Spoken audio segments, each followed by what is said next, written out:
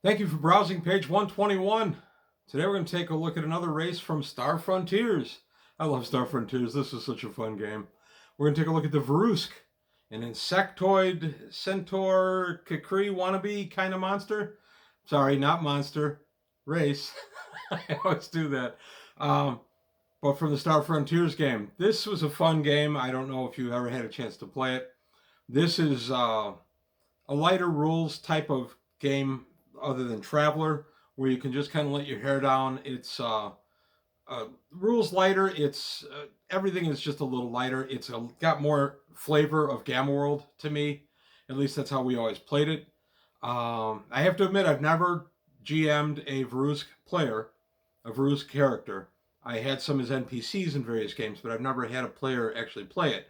So, going to be kind of interesting to see this. Let me know if you guys have ever played one, and if so, how that worked out. Also, real quick, subscribers, please. Existing subscribers, thank you. Patreon, please take a look. Existing patrons, thank you. I want to keep the channel thriving, and I can only do that with your help. So please take a look. If there's anything you can do to help out, fantastic.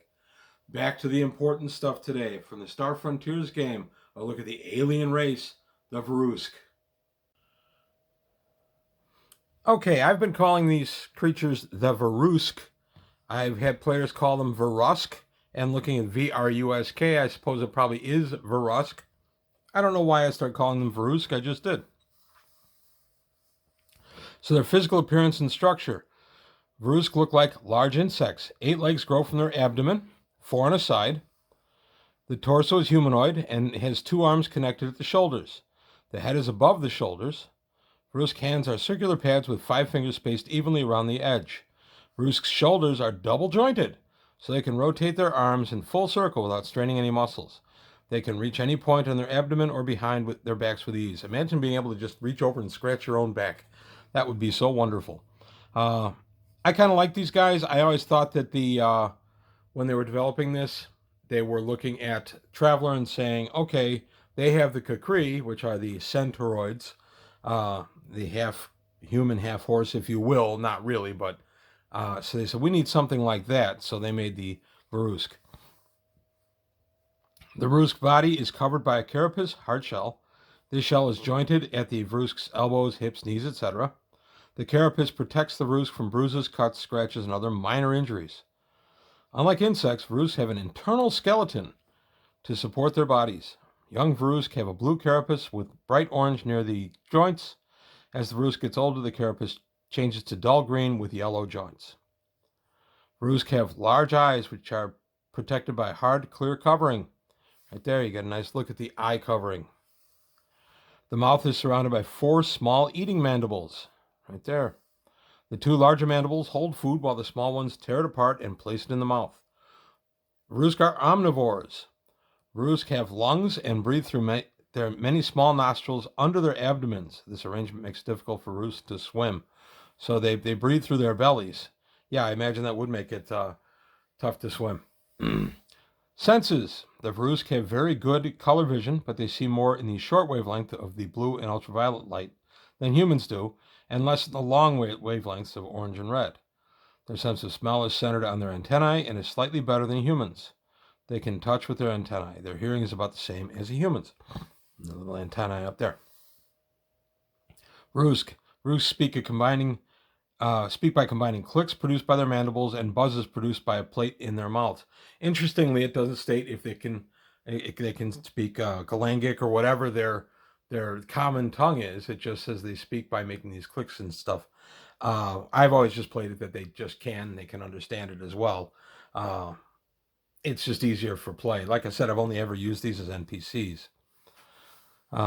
Society and customs. Vrusk are hardworking and practical. Their society is organized around independent corporations.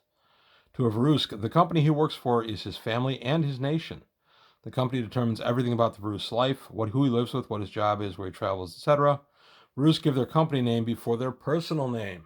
So if you work for Nabisco, you would give Nabisco as your first name. Vrusk have 2 types of corporations, conglomerates and trade houses. Conglomerates have business interests in many areas. A single conglomerate might have divisions that build computers, operate farms, train lawyers, and set up colonies. A Vrusk that works for a conglomerate usually works for only one division and might not even know what the other divisions the company owns.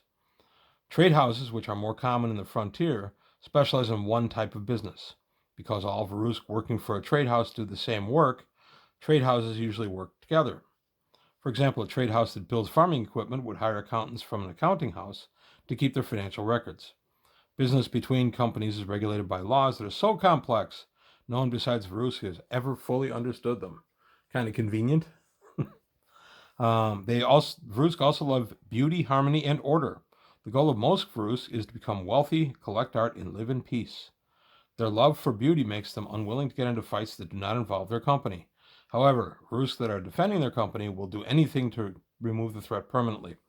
I had a Vrusk in one of the games as an NPC crew member, and he came to crew. It was a trader, and he came to view the trader and the crew as his company. So he would fight very vigorously to defend either. Vrusk adventurers, however, do not belong to a company. Some are independent businessmen, some are company employees who were fired, and some are just too rebellious to put up with company rules. A few start their own companies, which is what I did with the NPC, and eventually become leaders in their communities. Attitudes. Vrusk get along well with the other three races.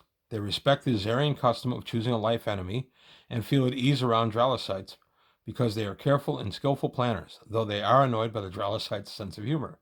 They understand humans the least because, to a Vrusk, humans seem unpredictable and a little lazy. A little lazy? What do you mean, a little? Special abilities. Ambidexterity. All Vrusk are ambidextrous. They can use both hands equally well.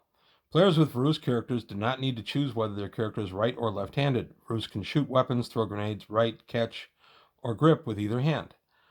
Ambidexterity is nice. I like that these were written to maybe a little lower age. They were going for, I think it's 10 and up. So they define ambidextrous as they can use both hands equally. I thought that was kind of neat when I first started reading this, and now that I'm rereading it after a few years. Comprehension. Because Vrusk have such complicated society, they are able to understand all sorts of social dealings.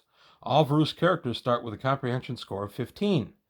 This score is the player's percent chance to figure out any type of social dealing that the player himself cannot. For example, a Vrusk is following a human he thinks is a spy for another company. He follows the human into a bar and sees him talking to a group of rough-looking Azarians, occasionally glancing over his shoulder. Then the human hands some money to the thugs and leaves the bar.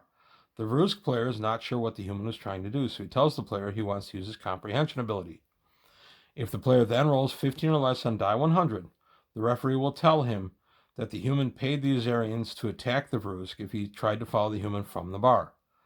The character's comprehension score can be increased by spending experience points, and then you see the section on improving characters. So I thought that was kind of a neat power too.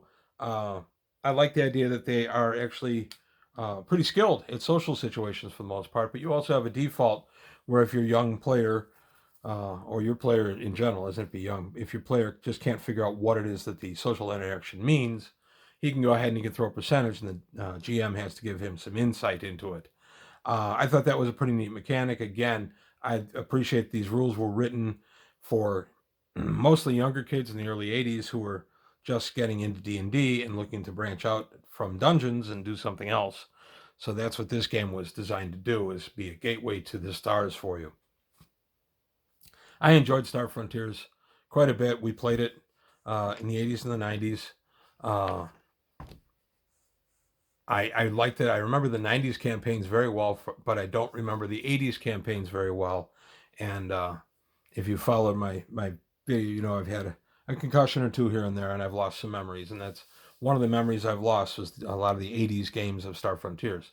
However, I retained the 90s games just fine, and some of those were just an absolute blast. So there we have it. There's a look at the Vrusk in the Star Frontiers role-playing game.